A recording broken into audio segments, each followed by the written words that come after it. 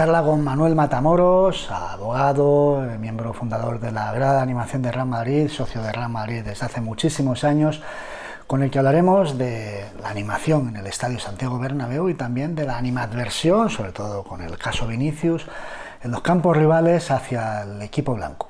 Vamos a ello.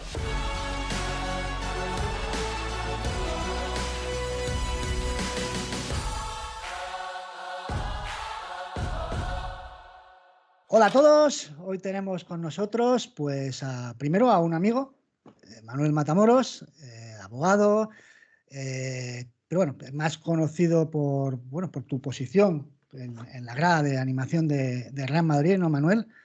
Es Sí, donde más ha salido en los medios, ha sido por ese tema. Bueno, no, en realidad cuando más salí en los medios era cuando no estaba en ningún tema. Quiero decir que yo estuve colaborando en Radio Marca, más conocida hoy como Radio Torino, para la audiencia de Collins, pues desde el año 2004 que se fundó. Iba a dos tertulias, a la de Paco García Caridad, que estaba con Mitchell, con Petón y con bastante iba Rivero, y luego por las noches teníamos una muy interesante de Marginal completamente, que llevaba el que era entonces subdirector de la radio. Joder, macho, ¿cómo se llama este chaval? Me cago. Ya lo diré, que venía Onieva y tal. Era una tertulia bastante, porque era como más profunda, ¿no? Sí. Menos superficial que la de la mañana.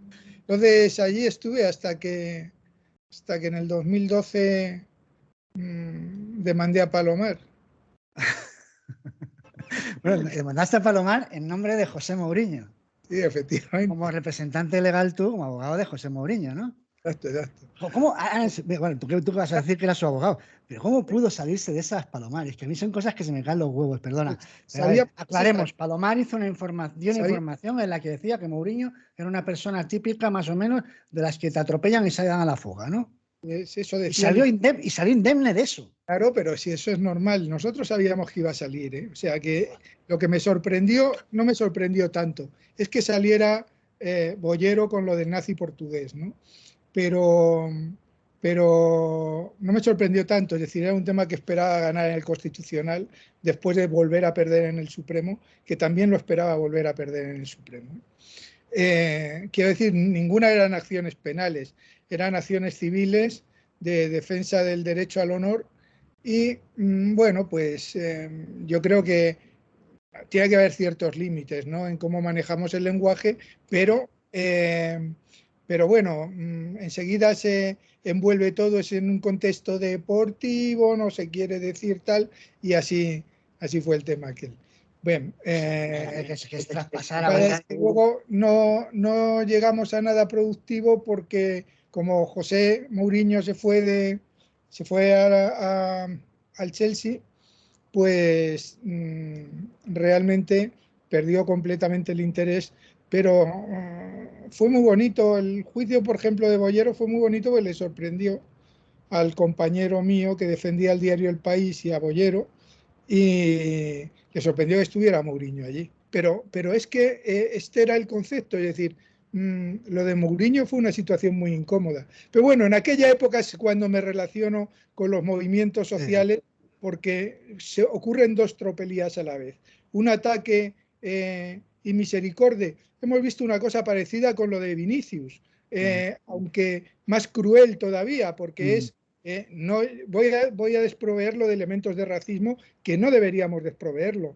Hay un cierto desprecio que tiene connotaciones raciales claramente en relación con Portugal, ¿no? Y aquel lo contenía de alguna manera, ¿no? También ocurrió con Cristiano, es decir, cuando tú insultas o más que insultas, luego si vamos a hablar un rato de la grada, sí me gustaría decir lo que yo comprendo que debe ser el hostigamiento al contrario lícito.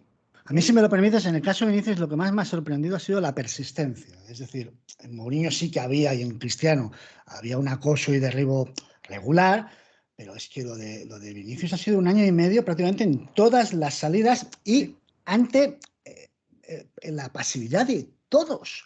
Casi No, le llega hasta de los propios, no, hasta de los propios. La pasividad de todos. no, la cooperación de muchos. Y la cooperación de muchos también, claro, claro. No ha sido solo una cuestión de pasividad, que sí, una pasividad vergonzosa, porque en todo caso es absolutamente indigno. Es decir, la crítica y la parodia y la sátira y la mordacidad tienen un nivel. Pero bueno, yo dejo de respetar, o sea, yo me doy cuenta que no tengo enfrente una persona, en el sentido de persona que me aprecia a mí como persona y por lo tanto va a atender a algunas connotaciones, digamos, espirituales, ¿no? Cuando a un chaval de 19 años le haces eso, simplemente el tipo de persistencia en la burla, de agresividad de la burla, era de una crueldad absolutamente innecesaria ni para la mierda esa de Pedrerol, que no es periodismo, sino que hay una cosa que me pone enfermo y es que se confunda con eso el periodismo. Aquello puede estar plagado de periodistas, pero lo último que se hace ahí es periodismo. No, son los hijos de García, los hijos de García. Café de chinitas y estarían mejor en bolas por allí repartiendo combinados entre la audiencia, ¿no?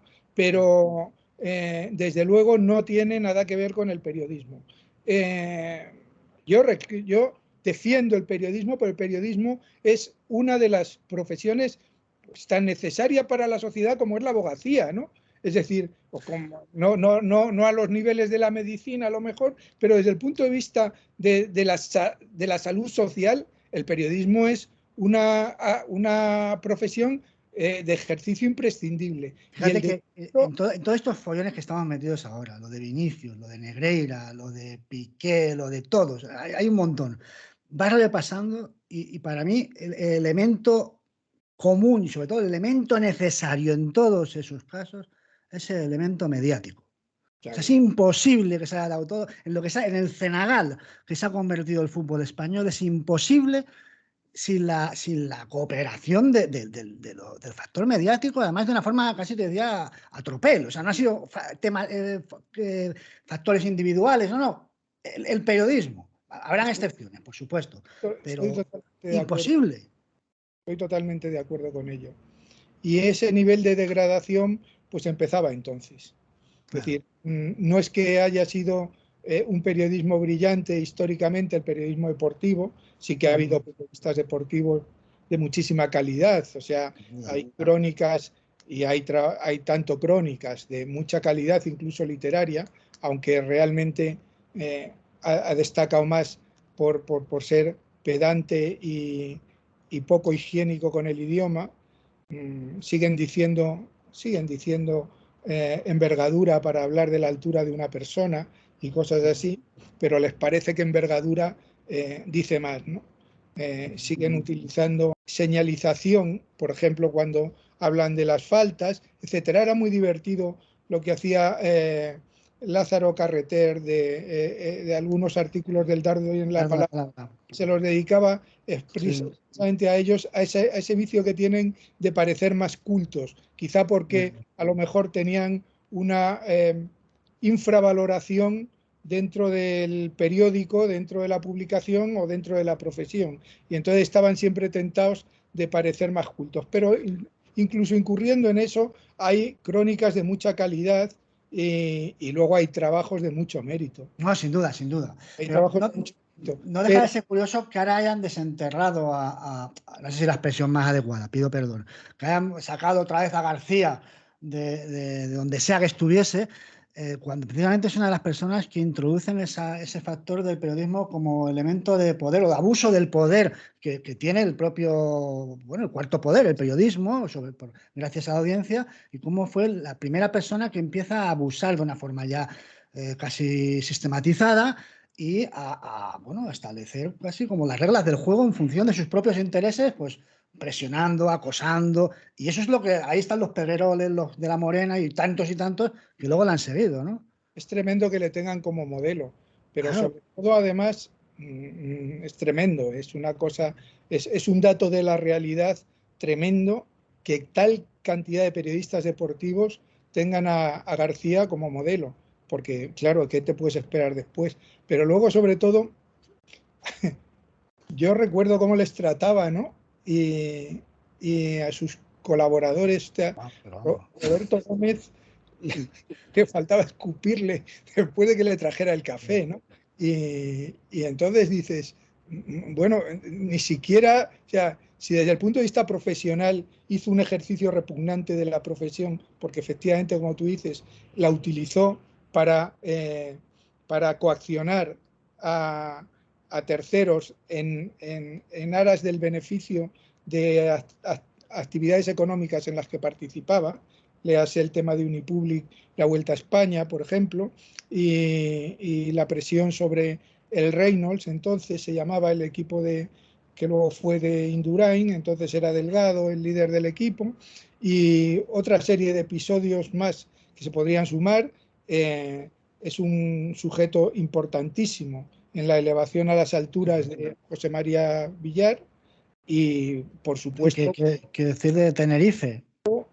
un elemento decisivo en la compra del Atlético de Madrid de aquella manera delictiva, quiero decir, porque que luego estuvieran prescritos los delitos cuando se investigaron no quiere decir que no fuera criminal la acción que se llevó a cabo, aunque no se pueda condenar a nadie por ella, de la compra del Atlético de Madrid fue absolutamente decisivo, ¿no? En ella, porque era prácticamente a esos efectos el tercero de la banda de aquel.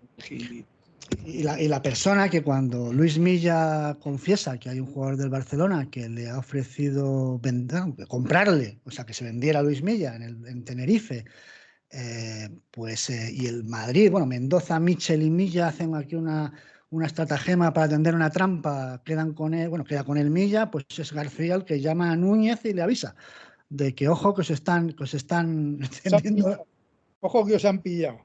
ojo que se han pillado. Bueno, pues volvemos a la grada.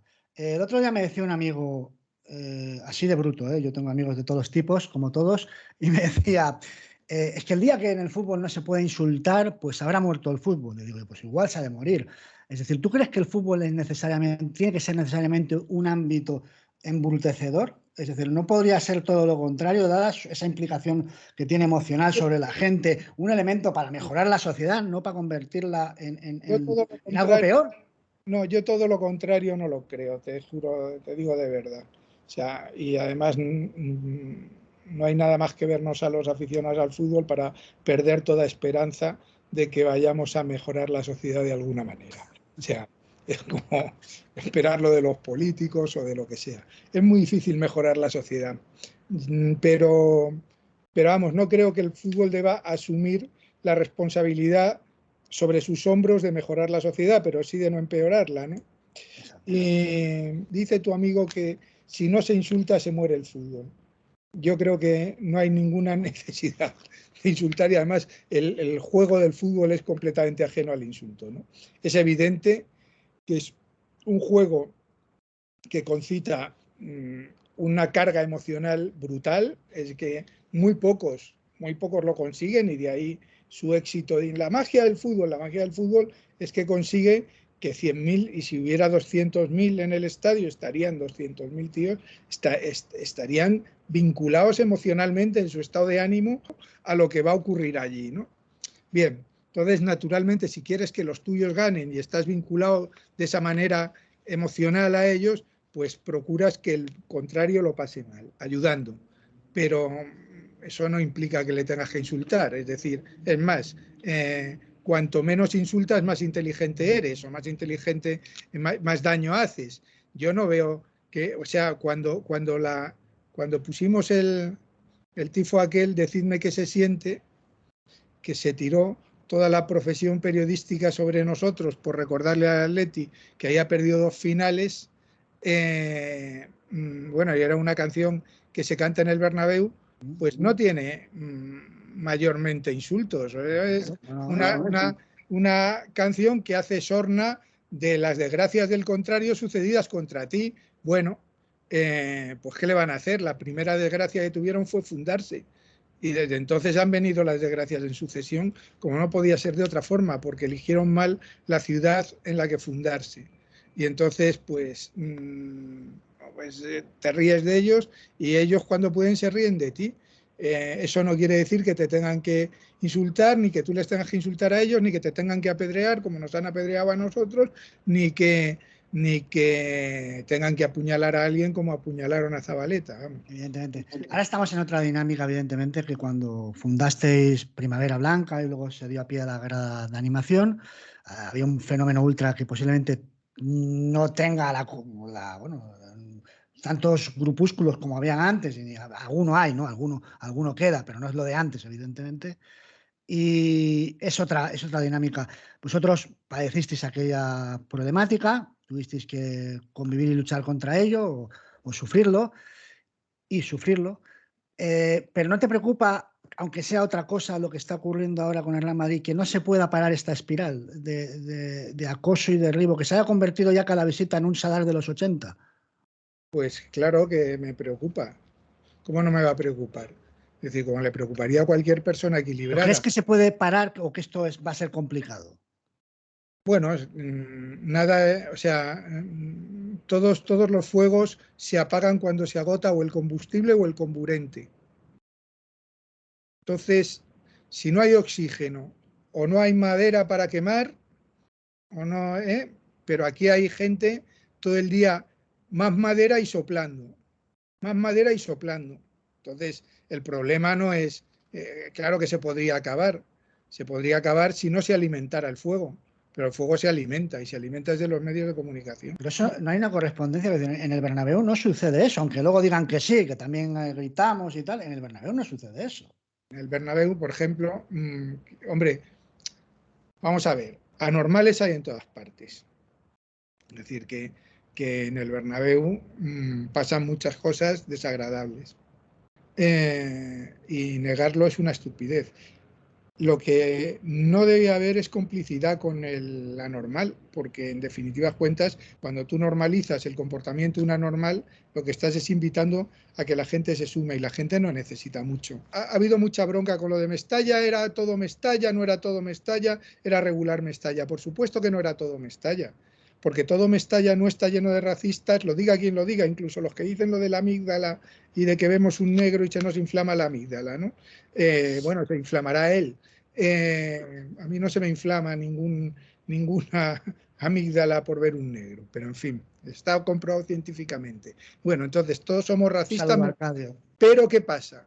Que se pierden los papeles a veces, es decir, vamos a otra cosa que no es el racismo, la homofobia.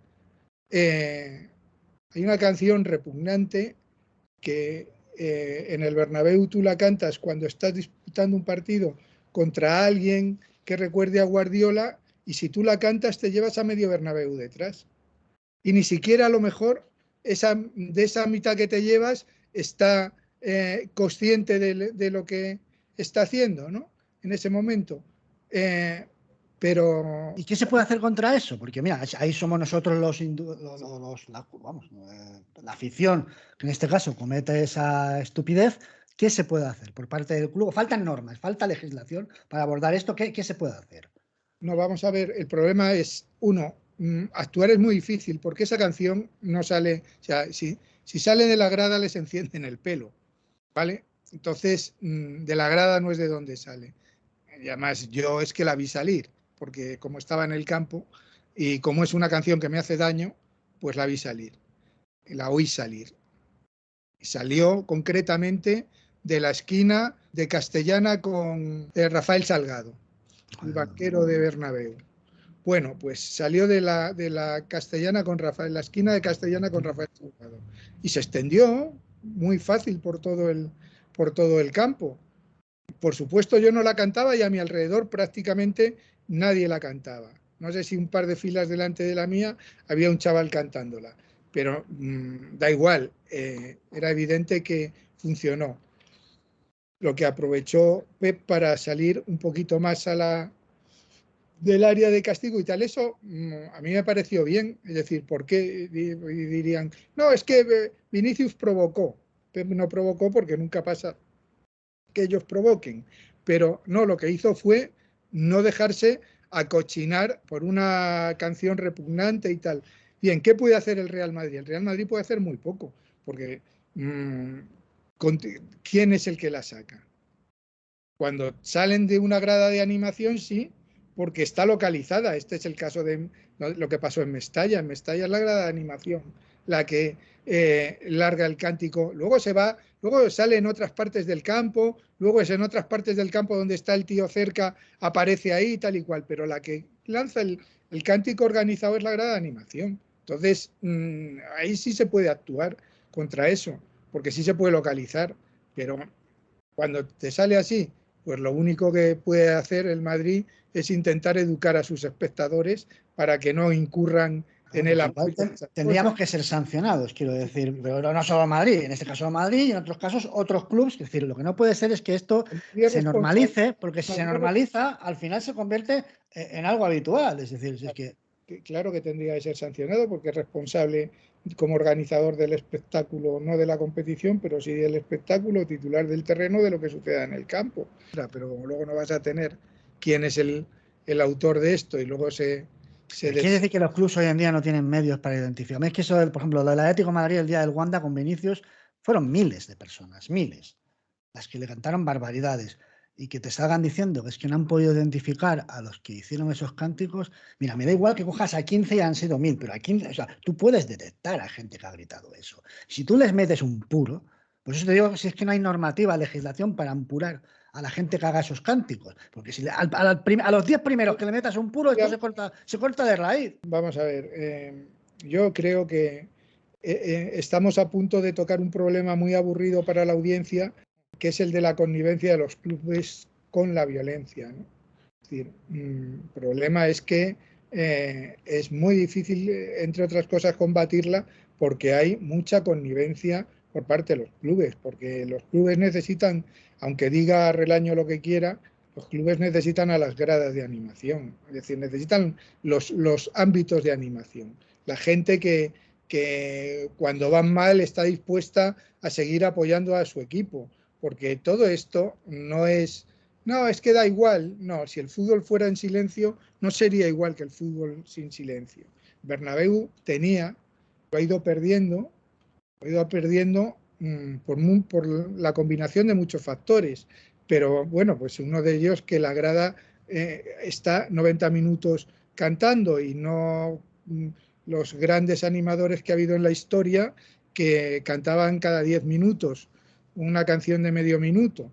Pero ahora resulta que es que animaban Os acusan de eso, os acusan sí. de ser poco jaleosos, de poco... Bueno, es que no pueden ser los pobres, no pueden ser de otra manera. Yo no estoy en la grada, pero, pero sí me siento totalmente vinculado y dedico mis esfuerzos a que a la grada le vaya bien. Pero no pueden ser de otra manera. Primero pasó la pandemia, se rompió la temporada y a continuación se pasaron una temporada sin público. Y las dos siguientes han estado metidos, menos de la mitad del aforo de la grada, metidos en la tribuna de Fondo Sur. ¿Qué va a ser? Pues se va deteriorando solo, es decir, la grada ahora mismo necesita una refundación, es decir, volver a 2014. Cualquiera que esté dentro y de verdad quiera la grada lo sabe, es el primero que lo sabe. Pero a mí me hace gracia cuando dicen, joder, se imponía la afición de cualquiera que venga, vienen 4.000 tíos dispuestos a animar. Entonces, en el mejor de los casos, con la grada a tope, tú tienes 1.800 tíos dispuestos a animar. Si no tira el estadio, no tira nada. Pero te quiero decir, han cambiado muchas cosas en relación con eso. Yo me acuerdo cuando empezamos en la grada que nos cantaban las alineaciones por orden de números. Dijimos, pero ¿qué coño nos cantáis? Ni siquiera las podemos corear así. Esas cosas se modificaron para aumentar la participación de la gente. ¿Qué pasó? Que con los triunfos del Madrid, con la época de oro que, por suerte y de forma no sé si merecida, nos ha tocado vivir, también el Bernabéu se ha ido haciendo más justo. Es decir, ya perdona más. Pero el Bernabéu era un campo en el que al cuarto de hora empezaba a extenderse un ruido, que mata. Es decir, no tiene ni puñetera idea. Y, no, pues el que no resiste la presión no sirve para el Madrid. No, mire, mientras esté jugando en el Madrid, yo le voy a ayudar a que resista la presión. No le voy a crear presión para hundirle, porque hundirle es hundir al Madrid, es hundir los resultados. Yo muchas veces cuento la anécdota. Me pasó en mi abono un pase atrás era Danilo, un pase al portero de Danilo porque no tiene salida. Y le devuelve el balón al portero y le mete en una, se monta un expolio en el campo de cuidado. Los dos que tenía yo al lado, como locos, siempre atrás, tal, no sé qué desastre. Total, que a continuación, pero vamos, 6 minutos después, Casemiro se encuentra en las mismas y se ve en la misma situación sin salida y duda, pero se tira para adelante, pierde el balón y es gol. Y le digo, celébralo que lo has metido tú, majete. Celebra que este gol lo has metido tú. Sí. Pero ¿dónde está el punto de equilibrio entre una grada que tenga casi un papel institucional en el sentido de que es el que está ahí como soporte del equipo aun cuando el resto no están, y una grada que también tenga un margen de libertad de expresión o de voz crítica? Pero si es que no hay ninguna grada con voz crítica, si eso es mentira. Es decir, porque va contra la naturaleza de la grada. Yo puedo tener voz crítica aquí hablando contigo. A mí nadie me niega que dé mis opiniones sobre los fichajes o los no fichajes o los no sé qué. Pero tú cuando estás en el campo, defiendes a tu equipo. ¿Qué haces? ¿Silbas porque han pasado mal? Eso es la voz crítica. O empiezas Florentino dimisión cuando en vez de apretar al Wolfsburgo, cuando nos estamos jugando la vida, acabamos de cambiar de entrenador, hemos perdido con el Atleti, palmamos 2-2 goles en Wolfsburgo y venimos aquí y nos estamos jugando la vida, pero la vida es la mayor crisis del Madrid que he conocido yo, la de ese partido que teníamos que ganar por 3 goles. ¿Qué haces? ¿Les pitas? No, pitas al contrario, como hicimos. Te armas a pesar del club que no te deja, pero como teníamos un tifo, cuando estamos montando el tifo, metemos 2.000 pitos allí, 2.000 silbatos, y cada vez que cogen el balón ellos, salimos con un dolor de cabeza que no había quien nos aguantara, pero era lo que había que hacer. No, te puedes poner a silbarles porque han estado mal en Wolfsburgo y tenían un partido más o menos encarrilado y lo acaban perdiendo por 2 goles de diferencia. Sí, puede hacerlo. Eso ¿a quién ayuda? Tú no estás ahí para eso.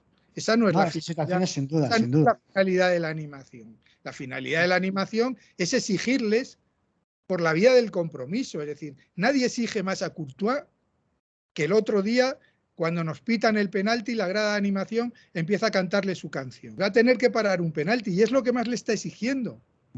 Nadie le va a exigir más. ¿Por qué? Porque le está dando todo el cariño, es decir, tú al cariño correspondes con cariño. Es tan sencillo como que la grada de animación anima, como dice su propio nombre. Es que es para lo que está. Para otras cosas están las asambleas de compromisarios, los que las podemos tener, no los que no las pueden tener porque son una sociedad anónima o lo que sea, o el Twitter, da igual. Es decir, a nadie le piden que por ser de la grada de animación no diga en Twitter que había que fichar un delantero, ¿vale? Pero en la grada de animación no se pide un delantero, jamás. En la grada de animación jamás se dice Morata, tíralo, cuando va a tirar un penalti Benzema, ¿vale? Que era lo que hicieron otros. No era lo frecuente, porque por otro lado, estos que dicen que reclaman tanto la libertad, resulta que iban de matones a las asambleas de compromisarios. De matones. Llevados en autobuses por la directiva, por el señor Calderón, a enfrentarse a la oposición en la asamblea de compromisarios. Eso no lo ha hecho nunca que yo sepa una gran animación. Y cuando hablas de refundación, ¿a qué te refieres? ¿A una cuestión de número, de ampliación o de otros factores? No, porque el número y la ampliación vienen solos porque el aforo vuelve a ser el que era, es decir, cercano a las 1.800 localidades. Vuelves a tu espacio natural, que es detrás de la portería del Fondo Sur. Pero no desde el punto de vista de que se ha producido una degradación de los valores de la grada en algunos sentidos. Por ejemplo, la política. Pues la política era una grada que era exclusivamente madridista y la política se ha ido metiendo por los resquicios de la falta de animación. Esta es una grada jurídica, es decir, una grada que tiene sus normas y que sus normas tienen procedimientos y que allí nadie te va a pegar porque saques el móvil, por ejemplo, que es una cosa que a mí me resulta incomprensible cuando yo he pasado muchos años animando. Es muy duro animar 90 minutos. Bueno, alguno de vosotros lo deberíais saber porque habéis estado con nosotros o cerca de nosotros en algún sentido. Es muy duro animar 90 minutos. Pero yo me he pasado 90 minutos. Tú me has reñido, literalmente, por no animar. Yo estaba agotado un partido y me viene este aquí. Pero no os creéis que en broma, pegando una bronca aquí. ¿Pero qué haces parado a votar? No sé qué, gritados. Bueno, una bronca. Sí, sí. Una grada de ultras te hubieran metido y ya está. Entonces te hubieran mandado a un mazas con 4 ciclos de anabolizantes y te hubieran metido. Bueno, esto es así, tiene sus procedimientos. Entonces, ¿qué hay que recuperar? Hay que recuperar la voluntad de ser exclusivamente madridista y la voluntad de animar 90 minutos. Porque claro, cuando estás ahí metido y tú ves que es difícil incluso que salga tu voz de donde estás metido y tal, pues todo se va degradando. Entonces, pues vas incurriendo en la rutina, etcétera. Yo creo que hace falta un esfuerzo de las peñas. Ayer hubo una reunión de peñas en el club para el tema de la grada. Había 40 peñas, unas presencial, unas estábamos allí y otras estaban conectadas por internet. Bueno, yo creo que la cosa empieza por la selección, es decir, ¿qué ha acabado pasando ahí?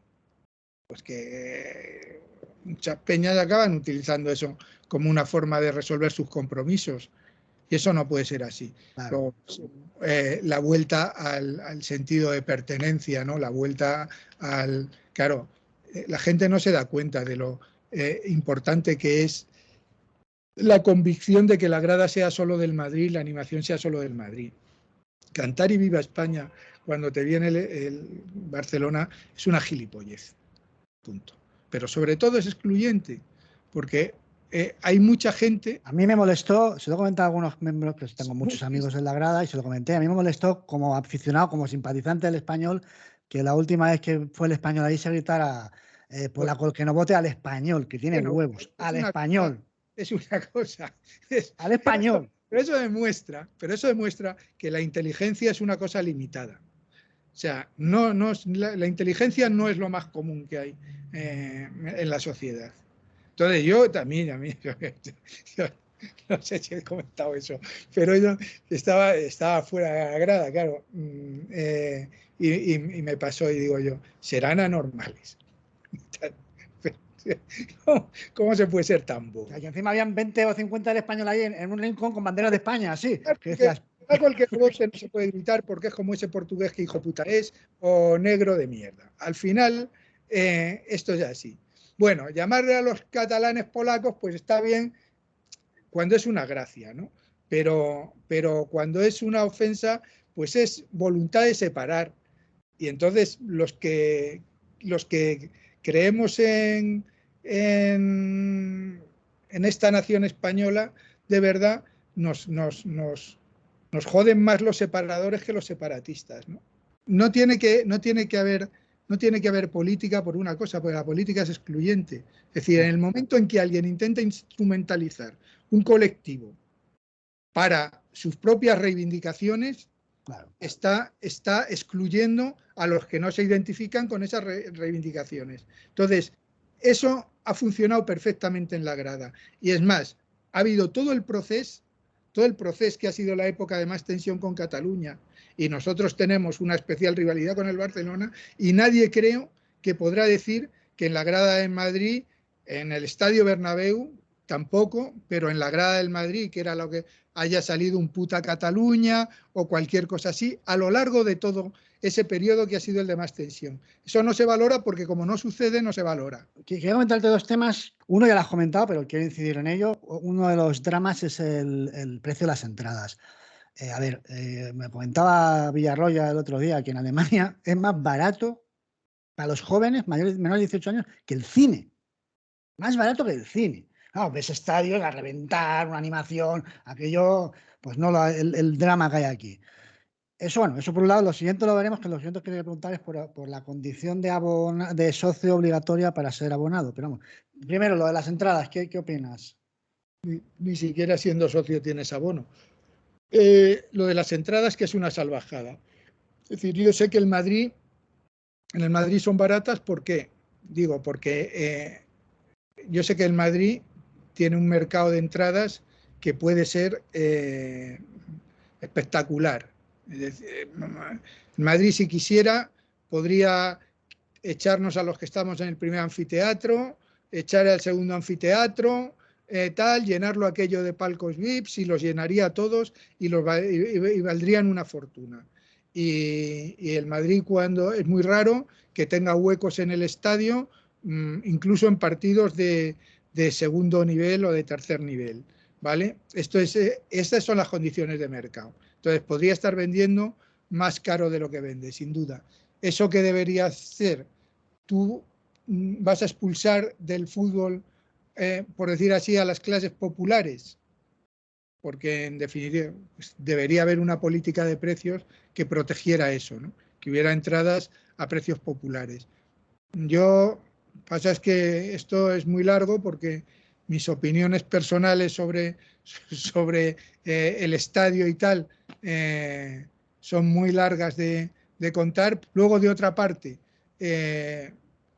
no solo las entradas, sino los horarios. Los horarios son imposibles para ver el fútbol, es decir, a la gente se le echa porque tú quieres el prime time de televisión y entonces castigas a la gente del Madrid a ir los domingos por la noche, pero los domingos por la noche a las 9 de la noche al fútbol. Así que sales a las 11 y algo de un estadio y te tienes que ir a tu casa, que vete tú a saber si el tío que viene de Talavera Reina tiene la casa a 130 kilómetros, ¿no? Y entonces, bueno, pues claro, ¿hay alguna vocación de resolverlo? Yo creo que ninguna. Yo creo que realmente no hay vocación. Para el Madrid no es el elemento, no sé ahora mismo. Estas cosas se las sabe Tomás, por ejemplo, perfectamente. No sé cuánto es el porcentaje de estadio, taquillas más abonos en su presupuesto, pero ahora mismo no llega al 12 o al 13%, ¿no? Del presupuesto. Y no es decisivo y por lo tanto sería más tratable, pero no. Y luego, precisamente ayer, era lo que decía al club, vamos a ver, cuando fijéis el precio del abono, que está por fijar el precio del abono de este año en la grada, tenéis que tener en cuenta que lo que estamos pidiendo son gente que anime 90 minutos, en una grada que es más baja que la grada baja, porque está reducida para que las banderas y tal, hundida para que las banderas y tal no molesten a la gente de tribuna. Después, que no puede salir del estadio a tomarse un bocadillo, una caña o lo que sea, como hace gente. Y desde que tiene que estar, desde que entra hasta que sale, metida allí. Y luego que cuando cede su entrada, las 8 veces que le dejas que ceda la entrada a lo largo del año, no recibe ninguna retribución por ella. Yo cedo mi abono al club cuando no puedo ir y el club me da lo que sea, que en el abono de este año, por ejemplo, me han reducido 200 y pico euros de cesiones que tenía hechas al club del abono del año anterior, ¿no? Pues esto tampoco lo tiene la gente de la grada. Digo, fijar el precio mirando todo. Este año vamos a empezar a llevar gente desde los 14 años. Entonces, gente de 14 años debería poder tener una entrada asequible, ¿no? ¿Qué quieres que te diga? Se amplía, ¿no? Por eso entiendo entonces. Se amplía la edad, porque eran 16 la edad mínima. Y las localidades, digo, asignadas a la grada. 1.800 que eran las que había antes de la pandemia. Vale. Entonces, que no es una cosa muy potente, porque claro, tío, el Atleti te trae 2.000 pero del frente, ¿comprendes? Y luego vienen otros 3.000, 4.000, los que sean, que vienen con el Atleti, que vienen alrededor del frente. ¿Por qué se cuelan con tanta facilidad los Ultrasur últimamente? Pasó, que se cuelen, bueno, supongo que no sé si la Copa es por tema de que lo lleva la federación, pero el otro día se colaron con el Castilla, ¿no? Sí. Castilla había 30 o 40, sí. Yo realmente, viejos Ultrasur había un par de ellos.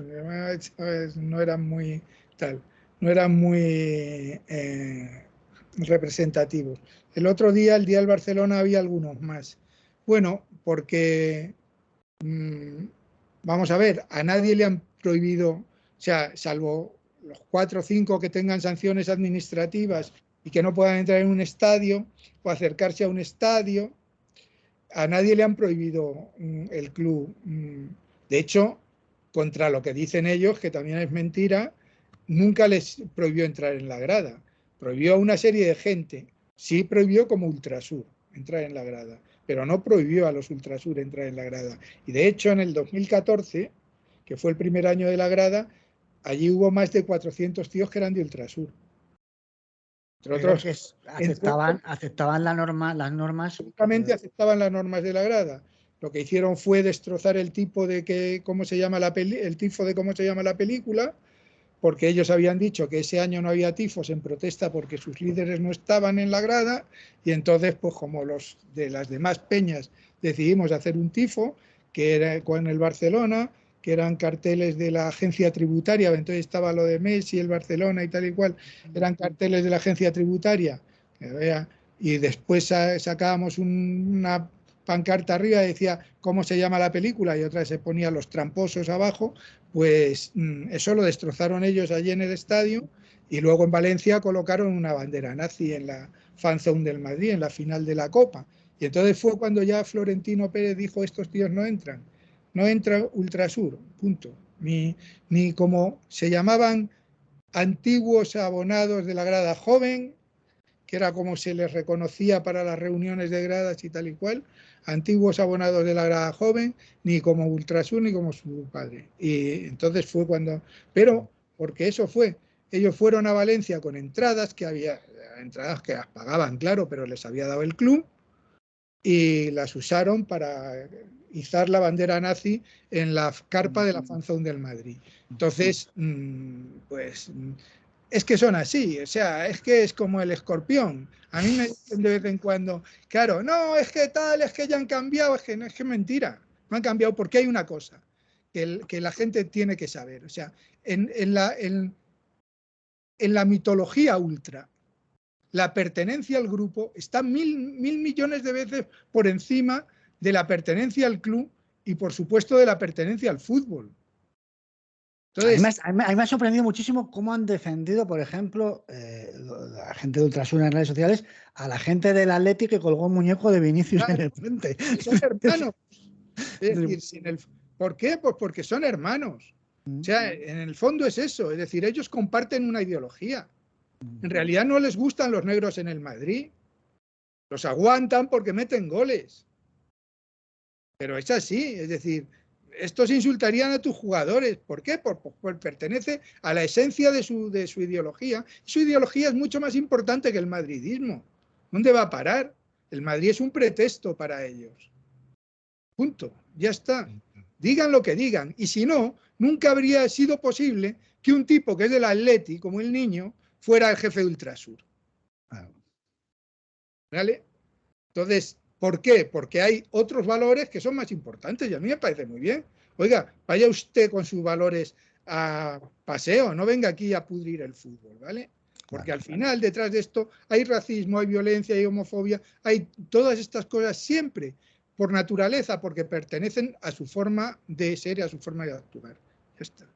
Entonces, es inevitable.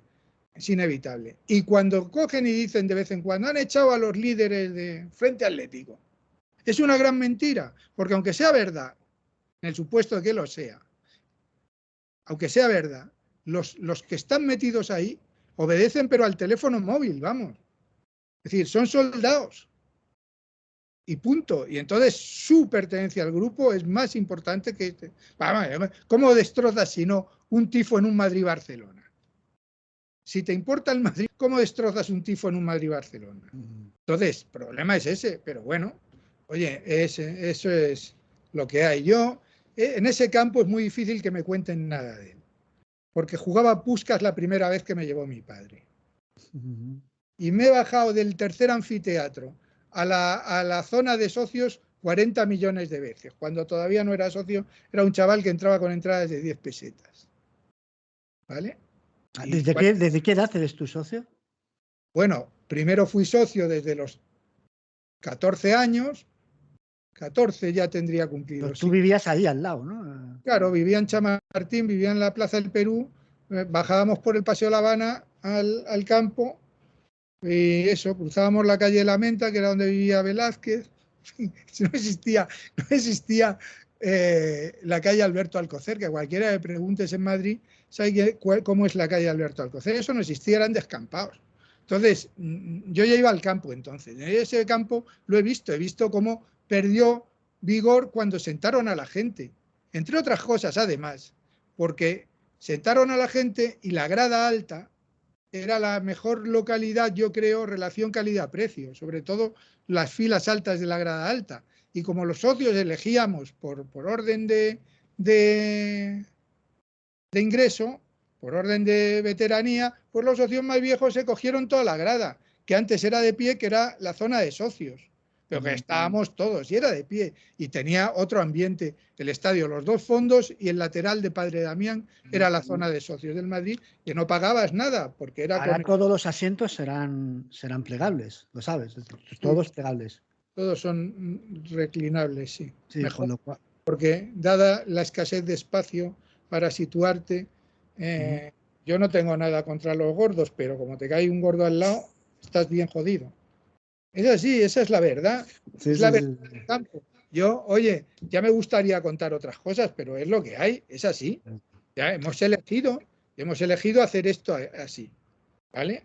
Hay otras opciones que probablemente estratégicamente sean mucho más inconvenientes. Otro día te llamo y hablamos del estadio, que sé que alguna objeción tienes, ¿no? O dos. O dos o tres. Sí. Bueno, Manuel, hasta la próxima. Que algún día te llamaré. Que con nada nos enrollamos. Te iba a decir, tengo una hoja llena de temas, hemos tocado esto solo. O sea, imagínate, te lo he dicho. Aquí estaremos. Para ti, aquí estaremos siempre. Venga, un abrazo. Un abrazo.